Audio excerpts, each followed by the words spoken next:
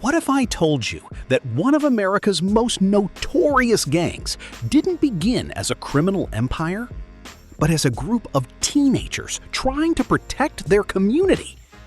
And what if I told you that decades later, one of its leaders would try to transform that same gang into a political and social movement?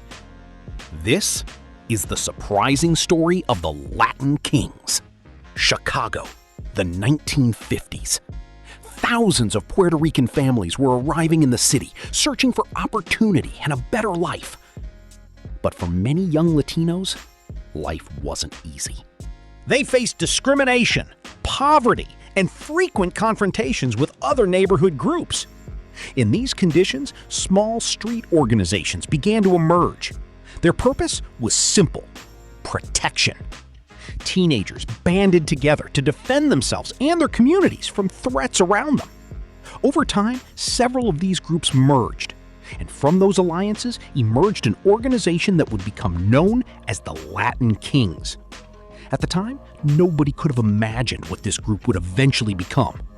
What started as neighborhood protection would evolve into one of the most recognizable gangs in America. The most unexpected chapter of the story was still decades away. Fast forward to the 1990s. The Latin Kings had expanded far beyond Chicago. Their reputation was growing. So were the police investigations. And then a man known as King Tone stepped forward with an idea that sounded almost impossible. What if the Latin Kings stopped behaving like a street gang and started acting like a political movement? King Tone believed that many members were joining not because they wanted crime, but because they wanted identity, belonging, respect, a family. He began organizing meetings focused on education, community issues, and Latino pride. The goal was ambitious: to redirect the energy of thousands of young members away from violence and toward activism. One of the strangest scenes in gang history soon unfolded. Instead of secret meetings in abandoned buildings, hundreds of Latin Kings members were gathering openly in a church in Harlem. Think about that for a moment. A gang known across the country was holding organized meetings under the roof of a church. The gatherings discussed leadership, discipline, community involvement, and social issues. To supporters, it looked like the beginning of a transformation. To critics, it was simply a new image hiding old problems. Either way, it was something few people had ever seen before. But changing an organization with such a long and complicated history was never going to be easy.